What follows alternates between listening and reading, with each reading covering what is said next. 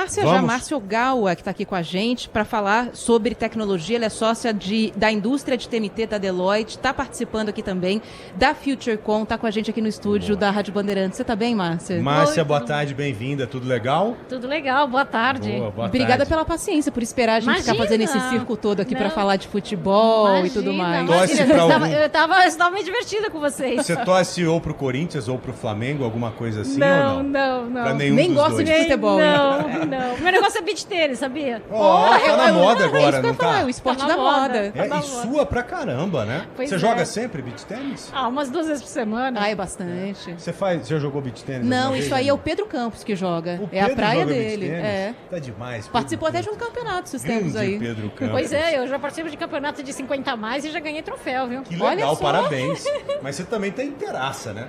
Você tem um preparo físico De muito 5G. bom. 5G? Ou 6, já estão falando de 6 agora, Márcia? Não, mas eu já estou aqui com um preparo físico de 5G. É, que bacana. Ô, Márcia, vamos decifrar. TMT. É. TMT, o que significa isso? Significa tecnologia, mídia e telecomunicações. Tá. O que a sua empresa, a Deloitte, no caso, se predispõe a fazer envolvendo o TMT? Qual que é a ideia, né, que vocês repassam e executam, claro, para as outras empresas? Na realidade, a Deloitte é uma empresa de consultoria e auditoria, uma das maiores empresas globais do mundo de consultoria e auditoria. E eu, particularmente, cuido bastante na parte de assessorar os clientes a aumentarem suas receitas ou melhorarem suas eficiências utilizando aí a tecnologia, mídia e telecomunicações e também para os clientes desse setor também, né? As empresas têm ideia de como usa a tecnologia? Geralmente chegam até vocês pedindo uma ajuda para partir do zero? Como que é? Porque deve ser a inteligência artificial, né?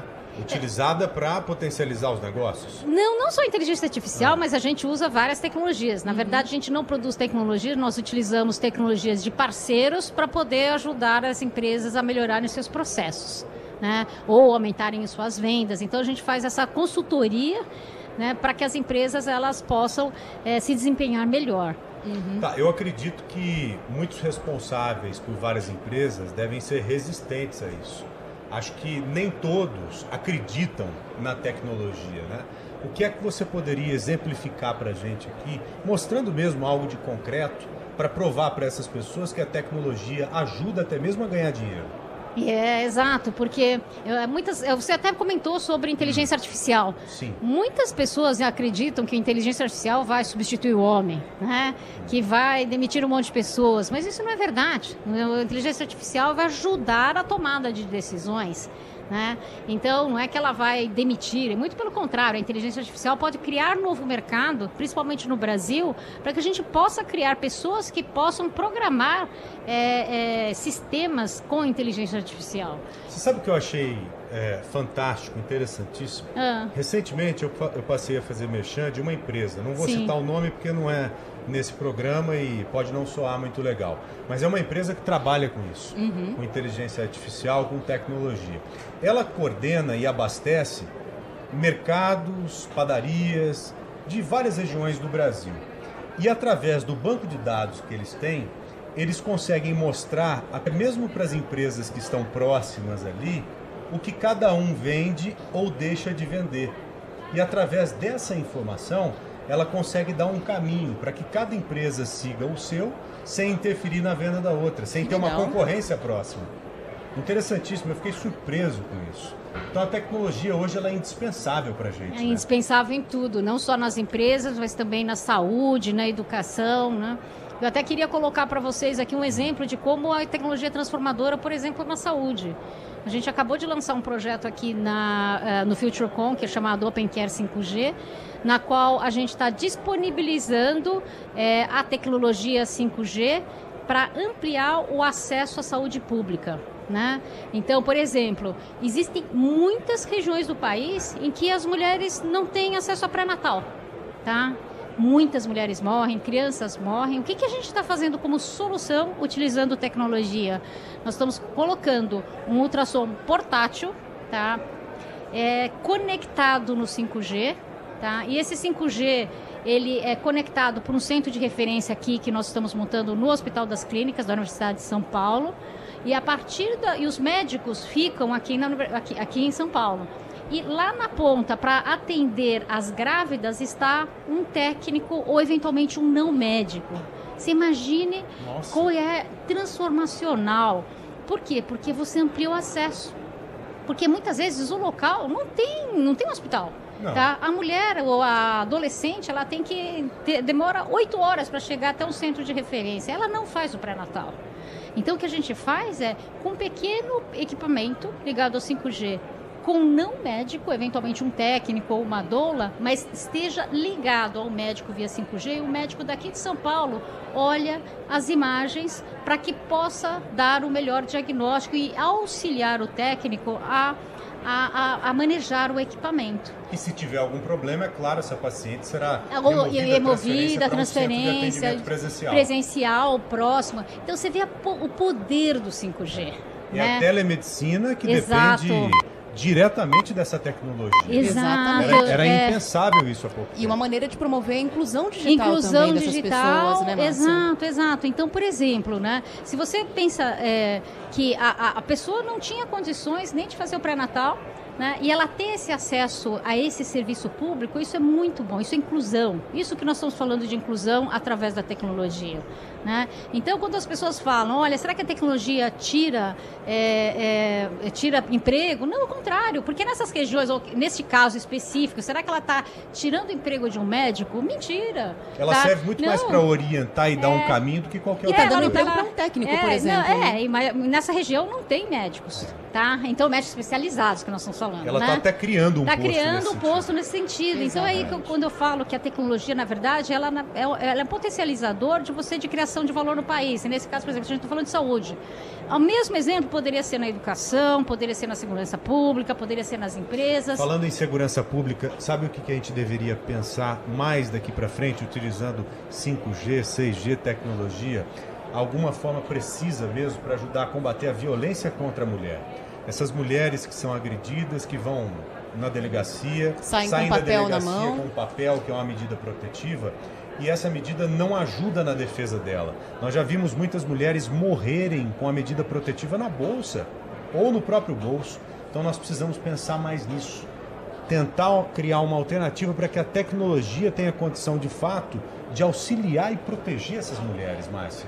Pode deixar que eu vou pensar. Pode deixar que eu vou pensar nisso como lição de casa. Então. E também agora ela falou de tecnologia para a educação, né, Márcia? Nesse período que a gente está vivendo de sair da pandemia, isso é fundamental. A gente tivesse isso implementado de uma maneira mais eficiente, nesses 2 anos que a gente passou, a gente não estaria falando de um gap tão grande na educação, principalmente das crianças que estão sendo alfabetizadas. Que tipo de programa na área de educação que você tem conhecimento que você pode falar aqui para o nosso ouvinte? Então, você tocou num ponto bastante importante, que é a educação, né? Então, não só essa questão dessa educação à distância, né?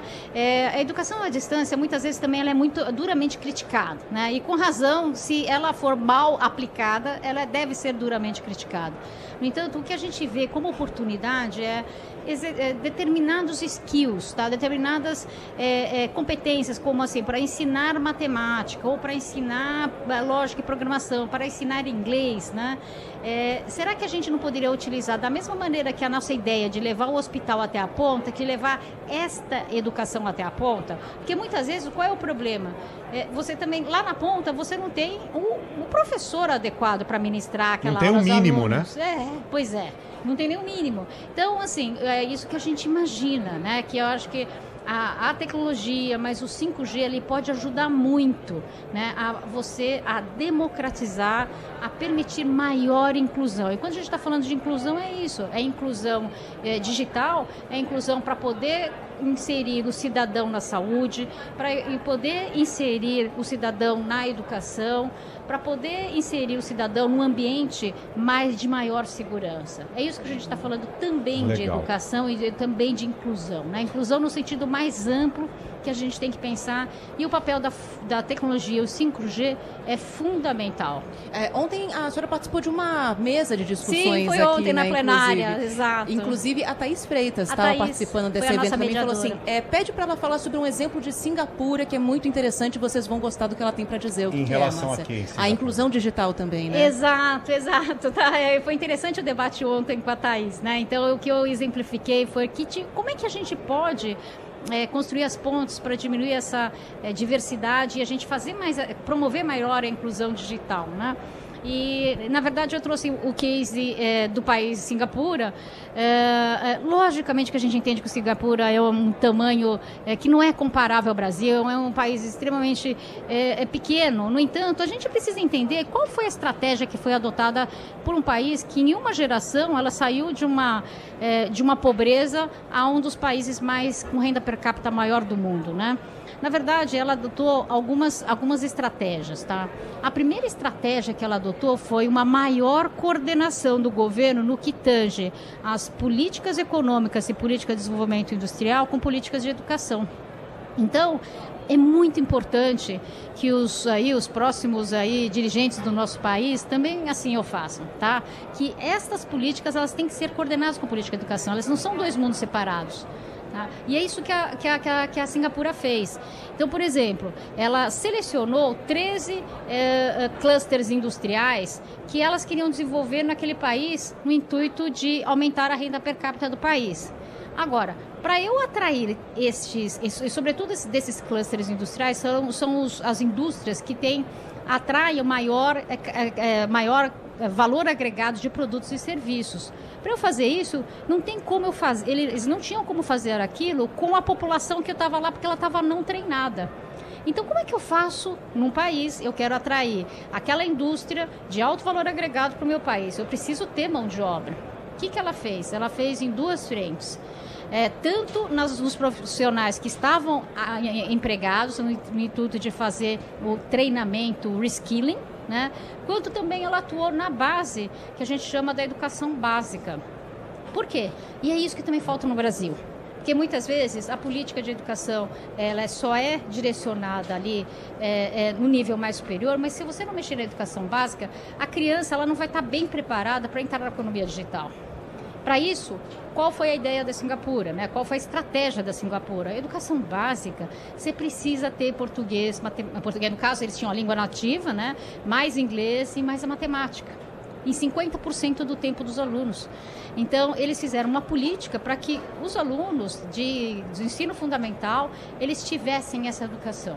Né? E, ao mesmo tempo, no nível dos trabalhadores existentes, fizeram um programa muito forte de reskilling, que é colocar novos skills naqueles trabalhadores. Foi nas duas pontas? Nas duas pontas. Até chegar um ponto das duas se encontrarem. Se encontrarem, que é no dia de hoje, em 2022, a gente já tem hoje uma população que ela é bem educada e apta a receber indústrias de ponta. Que legal, interessantíssimo. Incrível. Agora, Márcia, eu gostei da promessa que você fez de pensar bastante nessa questão da defesa da mulher, criar alguma alternativa tecnológica um pouco mais viável frente ao que temos hoje. Se pintar alguma novidade, alguma grande ideia, avise a gente. Eu vou avisar vocês. Espaço aberto na Rádio Bandeirantes para a gente falar também. Conversamos com a Márcia Ogawa, uma das sócias e diretoras, né? Do setor de TMT da Deloitte. É isso? Deloitte, desculpe. Márcia, muito obrigado, tá? Muito obrigada. Grande abraço a você. Valeu. Boa tarde. Parabéns pelo trabalho, querida. Obrigada, tchau, tchau. Viu?